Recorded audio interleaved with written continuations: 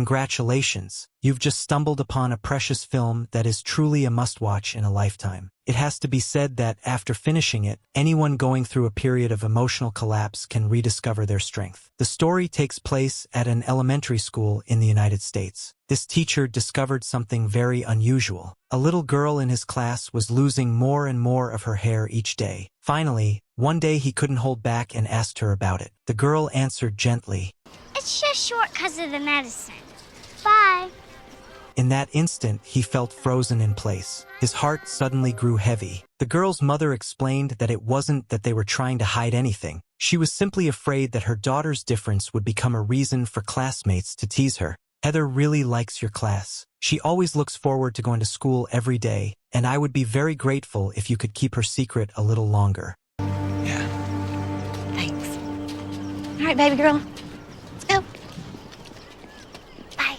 From that day on, he treated the girl with special care, pouring all his gentleness into teaching and looking after her. He only wanted to bring more smiles to her face. The girl always smiled and behaved obediently, but once she softly said to him, They try to hide it, but I always see them.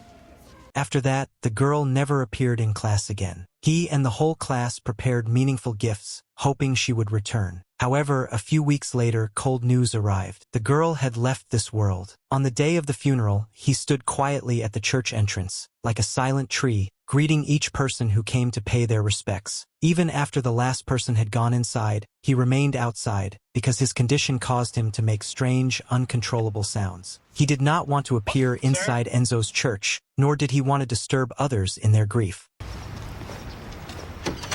Mr. Cohen? Aren't you coming in? I'm sorry. I thought I could, but I think I'd be too disruptive. You made such a huge difference in Heather's life. You were her favorite teacher. Please don't leave without saying goodbye to her.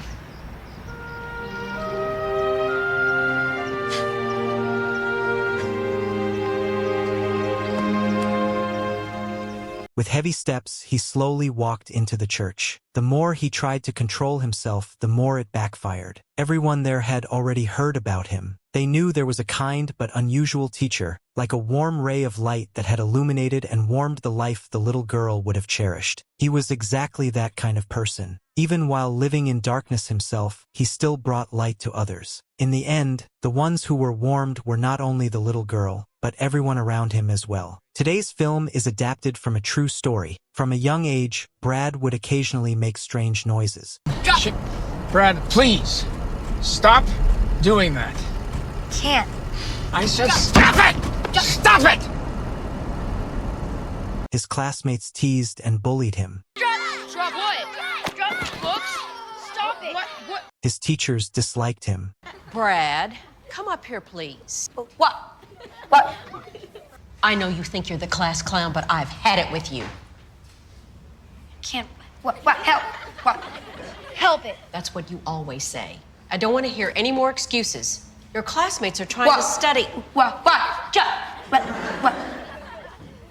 And your clowning makes it impossible. Sorry. Don't apologize to me. Apologize to them. Eyes up here, everyone. Sit up straight, please. Brad has something to say to you. I'm sorry. His parents were also helpless, because in the eyes of doctors, Brad was completely healthy. So those strange sounds were dismissed as nothing more than a childish attempt to seek attention. Brad felt deeply wronged, but even the doctors did not stand on his side. He didn't know how to defend himself. This time, the principal once again called Brad's mother to the school and demanded that she take Brad away immediately. Fortunately, his mother did not stand against him. He said he can't help it. Right. What if he's telling the truth? You've got a bright boy, Mrs. Cohen. But making excuses for him... Drop. Making excuses is not going to help.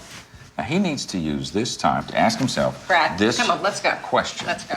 Why am I sabotaging myself? She knew that if she bowed to the school, Brad's life would essentially be over. Since the doctors could not provide an answer, she decided to search for one herself. From that day on, she buried herself in a mountain of documents. At the same time, Brad's father grew increasingly resentful toward him. Clearly, Both Brad and his younger brother were his biological sons, yet the father only loved and doted on the younger brother, completely ignoring the admiration and bitterness in Brad's eyes. Eventually, the father could no longer endure it and divorced Brad's mother. On the day he left, Brad could not hold back any longer. He rushed forward and hugged his father tightly, trying to feel his warmth and breath. But no matter how hard he tried to hold on, his father ultimately drove away. Brad's mother concealed her sorrow and continued searching desperately through thick volumes of medical materials. After who knows how long, she finally found a term that perfectly matched her son's behavior: Tourette Syndrome. She hurriedly took the documents to argue with the doctor. The doctor admitted his mistake, but also brought devastating news. There was currently no cure anywhere in the world. Tourette syndrome is a neurodevelopmental disorder. It is not fatal, but it cannot be cured for a lifetime. His mother felt as if the sky had collapsed, because this meant her son would not be able to attend school normally, and in the future he would not be able to work like others, let alone fall in love, get married, and have children.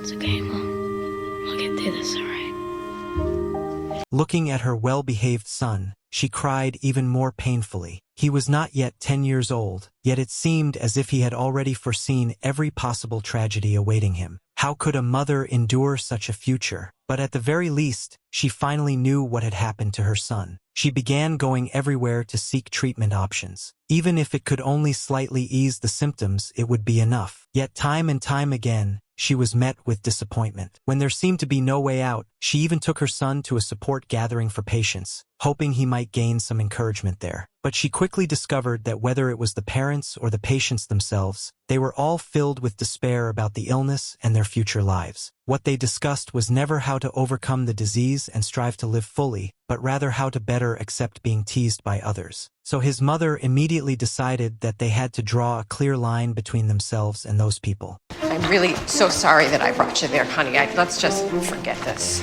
I don't want to forget this, Mom. These people let Tourette's win. I'm never gonna do that.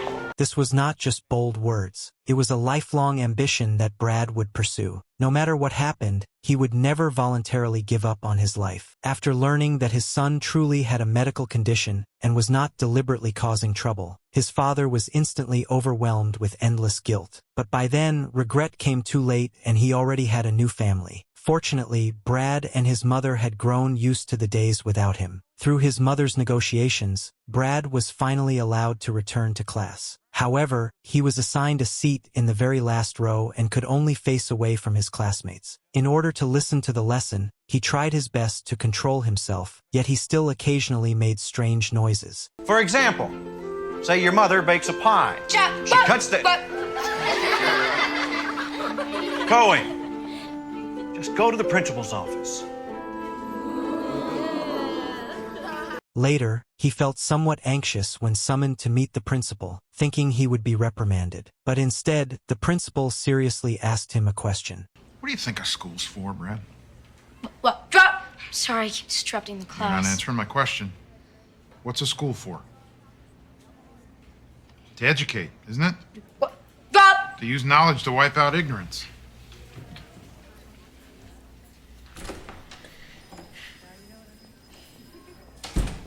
School's orchestra's having a concert this afternoon. You planning on going? No, sir. My tics will ruin the music. I want you to be there.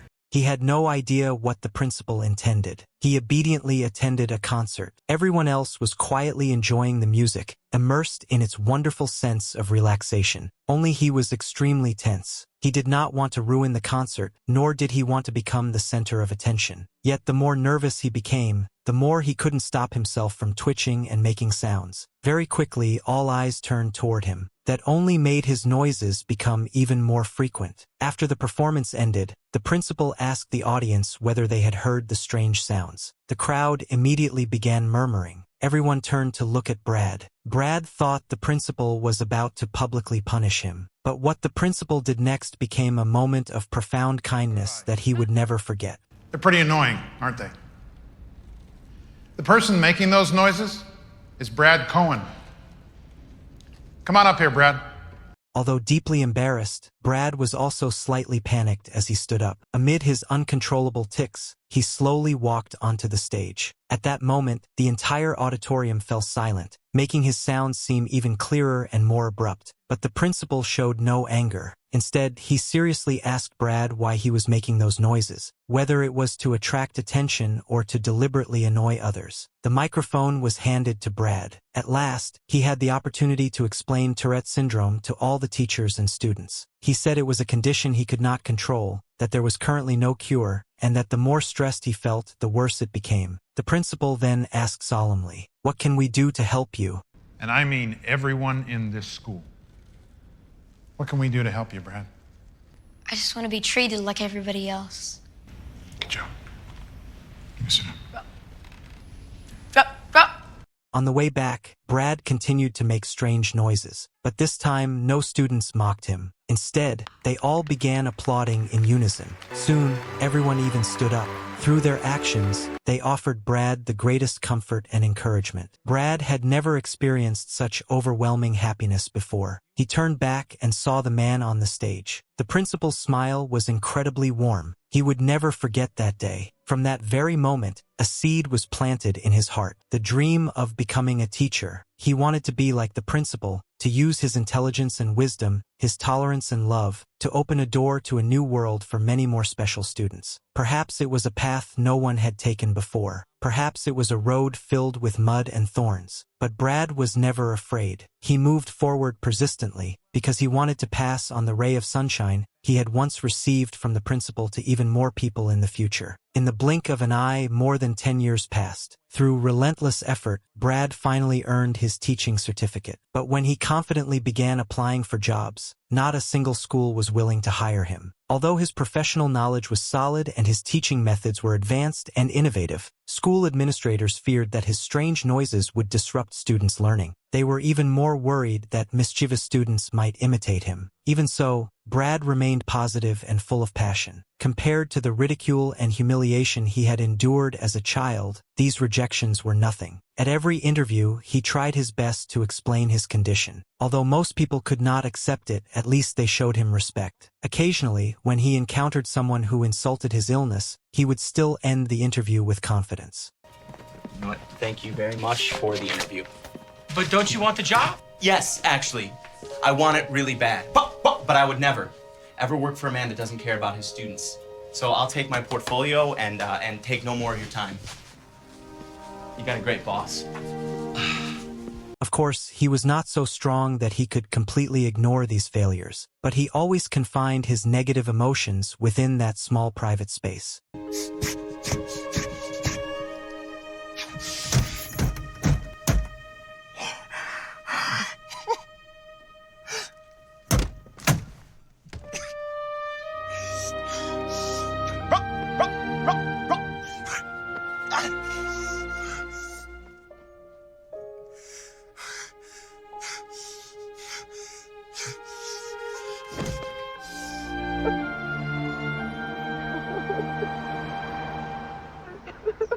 After releasing them, he would head to another school for an interview with an even more positive mindset. At this point, he was not just looking for a job. He was fighting a battle, and the person he represented was not only himself, but also millions of patients who shared the same condition. He was determined to use his efforts to tell the world that people with Tourette Syndrome also have the right to work, and can even do their jobs better than others. Whenever he truly felt he could not go on, Brad would call his mother. Throughout his journey of growing up, she had always supported and encouraged him silently. He never hesitated to show his vulnerability to her, nor to speak about the determination and ambition in his heart. I'm not saying that. Really? That sounds like that's what you're saying. It sounds like you're letting Tourette's win. I am not letting Tourette's win. Really? Yes, really.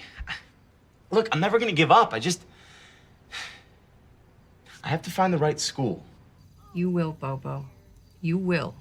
After talking with his mother, Brad became even more resolute. But as more and more schools began their new terms, his heart gradually grew heavier. His father wanted him to work with him at a construction site. The noise there would perfectly cover up his sounds, and no one would mock him. But his father's good intentions immediately agitated Brad. It wasn't that he looked down on construction workers. He simply did not want to bow to fate like that. What Brad did not expect was that his father later asked his stepmother to persuade him as well. The purpose was still to convince him to give up becoming a teacher and instead work in construction with his father. After just a few years of hard work, relying on his father's experience and connections, Brad would surely become a contractor. His future life would certainly not be bad.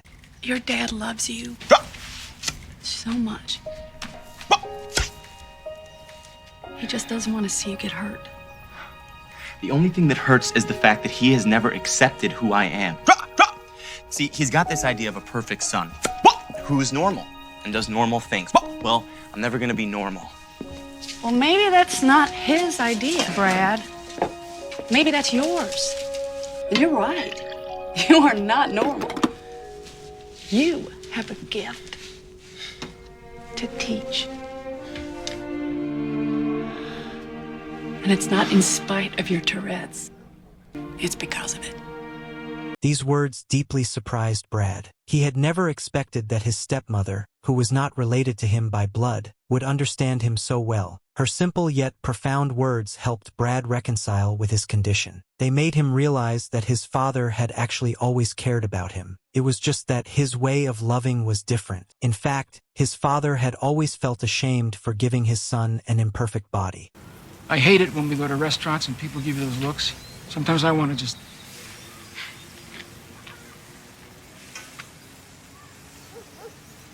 I just feel so helpless. You know, I've always been a guy who could fix things. But the one thing I could never fix was the one thing that was hurting you most. It doesn't need fixing. Nobody can fix it. I know. I know. But maybe it's my fault. Maybe I gave it to you. I'm proud of you regardless.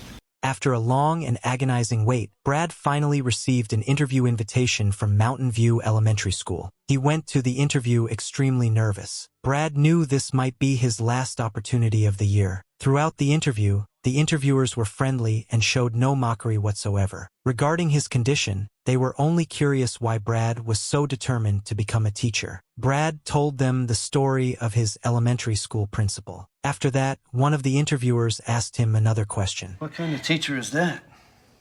One who makes it possible for a kid to learn, even if he's different. In a way, the best teacher I ever had was my Tourette's. In Brad's eyes, students are neither good nor bad. It all depends on how teachers guide them. Having endured hardship and darkness since childhood, he believed he would be better than other teachers at dealing with so-called problem students, offering them more love and patience. I hope this question isn't too personal, Brad. Do you make those noises in your sleep? I don't know. I'm asleep. No, I don't tick in my sleep. When I'm relaxed, the noises give me a little bit of a break. Like just now. His answers were fluent and logically clear. This left the two interviewers very satisfied. However, in the end, they decided to sign only a one-year contract with Brad. This meant Brad had 1 year to prove that he was a qualified teacher. Because the number of second-grade students had surged, the school was forced to create a new class. The students in this new class were all selected from other classes. It was clear how difficult this group would be to teach. When Brad saw his classroom, his heart was filled with an overwhelming sense of accomplishment and longing. There's your student roster. Fun starts Monday, Brad. Let me know if there's anything you need. I need everything.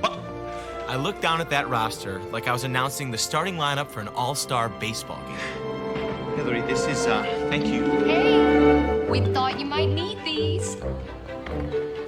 Hey, everybody, bring them in. Just put them down anywhere. We'll get them arranged. Here, let me help you with that. Thank you.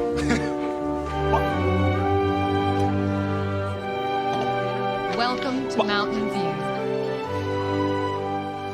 On his first day of teaching, in order to make a good impression on the children, Brad used all his enthusiasm to decorate the classroom beautifully. It was not only full of bright colors, but also featured an adorable little rabbit. Wearing a captain's hat, he stood at the door welcoming each student as they arrived. Although some students commented on his noises, even mocking them, he did not take it too seriously. Before starting the lesson, he proactively discussed his condition with the students.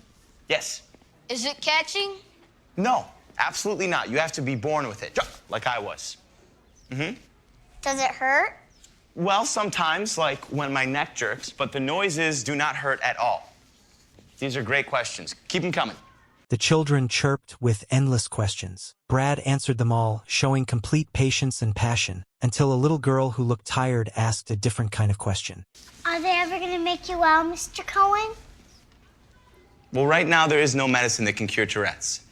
But it's okay, because I've learned to accept it and I don't let it run my life. The students' very first lesson also belonged to Brad. Through their continuous exchanges, he not only dispelled their confusion and misunderstanding about his noises, but also found greater reconciliation with his own painful past. The deep wounds in his heart seemed to heal considerably during this process. As time passed, all the children grew to love this serious yet interesting teacher. After school, they would always give him a tight hug. Compared to the innocent and pure children, the parents were clearly far more worried. They truly felt uneasy entrusting their children to such an unusual teacher. One little girl's parents even transferred her to another class. Although the girl did not want to leave, Brad could not change her parents' decision. All he could do was work even harder to teach each lesson well. Gradually, the children grew to love the strange yet unique teacher more and more. His classroom was always filled with laughter, while the girl who had been forced to transfer watched everything with jealous eyes. She could not understand why her parents disliked such a good teacher. During this time, Brad shared the wonderful moments with his students online. Unexpectedly, he attracted a female admirer, and before long, they met in person.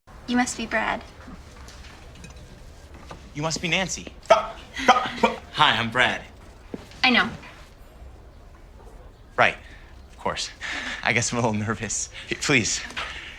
Nancy did not mind Brad's condition at all. On the contrary, her eyes always sparkled with admiration. That admiration was not only because of Brad's handsome appearance, but also because of his resilience and courage in facing life, as well as his passion and dedication to his work. Brad, in turn, was deeply moved by the girl's gentleness and kindness. He had never imagined that he would find love, but soon he found himself completely captivated by her. However, the deeper he fell in love, the more uneasy he became. He feared that the girl was only curious about him for now. Once the novelty wore off, she might grow tired of his strange noises and eventually leave him, just like his father had once done. While he was caught between hope and fear, he received the news that a little girl in his class was terminally ill. This was the incident mentioned at the beginning. It was the first time Brad had experienced the pain of life and death. Though they were not related by blood, through his devotion, every child felt like family to him. He knew that sorrow could solve nothing. All he could do was give even more love to these lovely children. One day, he discovered that a boy in his class had attention deficit hyperactivity disorder.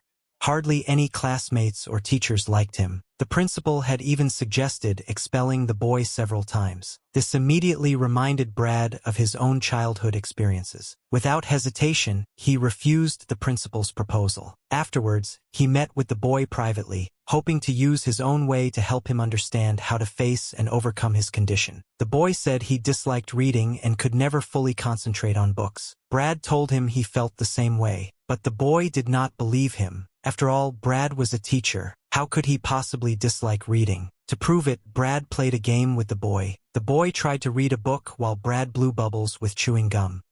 Once upon a time. Keep reading. Upon a time there was a... That itches. Does it itch a little bit? All right, keep reading. There was a... Hey, Thomas! All right, that's hard, isn't it? It's hard to concentrate. That's how hard reading is for me. It's not that hard for you, is it? No, it's easy for me, but how can you be a teacher if you hate books? Hate books? I don't hate books. Everything in the world is in books. I just have to work extra hard to get it out. I'm not gonna give up on you, buddy. Okay? And I'm not gonna let you give up on yourself. Now keep reading right here. The boy then realized how difficult reading could be for someone with Tourette syndrome. With Brad's help, he finally found the courage to face and overcome his own condition. After all, if his teacher could overcome such difficulties, he believed he could do it too. Perhaps from that moment on, his once chaotic life began to quietly change. Realizing that his actions were constantly influencing each child, Brad felt incredibly fortunate to have chosen this path. At the same time, he wanted to further strengthen his teaching methods, so he decided to pursue graduate studies. For him, however, the hardest part of graduate school was not studying. It was the final exam. He feared that his noises might affect the future of other students. He applied to take the exam separately, but his request was repeatedly denied. Fortunately, this time his father stepped in to help. You can take the test, and you'll have a room to yourself. What did you say to them? Magic word. Lawsuit. I gotta get to work. Hey, Dad. Yeah. Thanks. Good luck on the test. Brad finally had the opportunity to take the exam in a separate setting. Although the process was extremely difficult, the exam time was already tight, and his Tourette's flared up, preventing him from completing the test smoothly. At least he had bravely tried. From that moment on, his relationship with his father also seemed to reconcile significantly. Time passed quickly, and before long, his one-year contract came to an end. That day, the supervisor arrived early to observe Brad's class, carefully watching everything he did during the lesson. Brad never taught in a rigid or conventional way, nor did he demand absolute silence. His classroom was always filled with laughter, but it was not meaningless noise, because every student's eyes were focused intently on him. This time, he even asked a friend to drive a large truck to the school. Miss Maxine, big friend! Mr. Cohen, can't we go see them? Okay, but everyone, inside voices, everyone line up by the door and no running. What? Just like that, Brad led the children out of the classroom. Of course, he cared about his future, but he refused to change his teaching methods simply to secure his position. He even forced himself not to pay attention to the supervisor's expressions, devoting himself wholeheartedly to interacting with the children and teaching them knowledge that textbooks would never cover. The supervisor recorded everything. After school, his father came over to invite Brad to a barbecue. During the meal, his father asked about how things were going at school. Brad anxiously shared the worries in his heart. Unexpectedly, his father suddenly said something that caught him off guard. I'm proud of you regardless. Doesn't feel that way. Why do I feel like you're still embarrassed by me? And it's okay, Dad, you can admit it. You're not trying to start something. No. But, we're talking, and it's good, so let's talk. I've always been an embarrassment to you.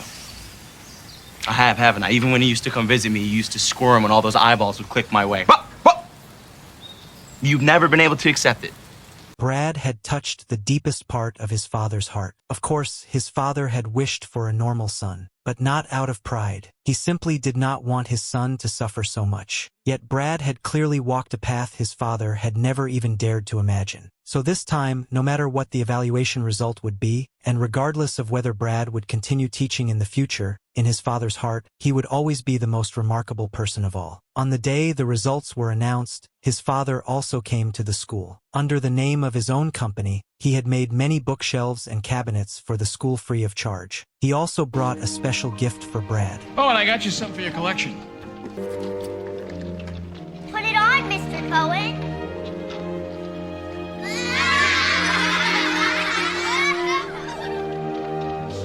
A hard hat for an extremely hard head.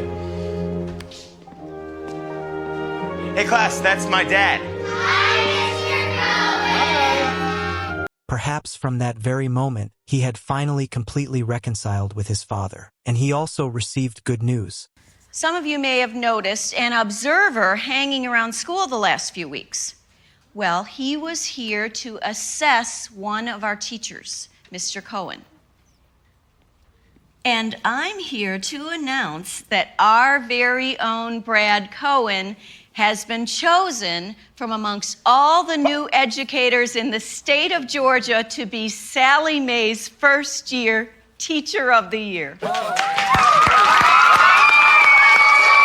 Brad's mind went blank. He could hardly believe that he had truly made it. Not only had he earned the recognition of the school leaders and the supervisor, but more importantly, he had gained the support of all his students. Without even realizing it, he had become a shining hero in those young and tender hearts. At the award ceremony, his girlfriend had already prepared his outfit, standing by his side to witness this glorious moment. Brad no longer avoided his feelings. He would embrace love with the same burning heart that he devoted to his work. Amid thunderous applause, Brad walked step by step onto the stage. But because he was so nervous, he once again made strange noises. This time, however, no one mocked him in the slightest. They simply looked quietly at this outstanding young teacher, waiting for his speech. First, he thanked fate for allowing him to achieve what he had that day. He thanked his parents for always supporting him. He thanked the school and its leaders for giving him a chance. He thanked his students for their immense trust. He thanked his girlfriend for silently standing by his side. But in the end, he thanked Tourette Syndrome for accompanying him since birth. Now, some of you may think that's pretty weird to thank a disability. And calling it a great teacher, that's really weird. I mean, what could I possibly learn from a disability?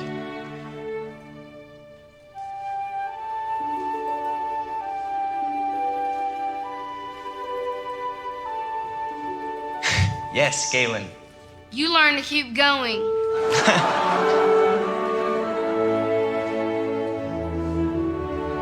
Eli? You learn not to let it stop you.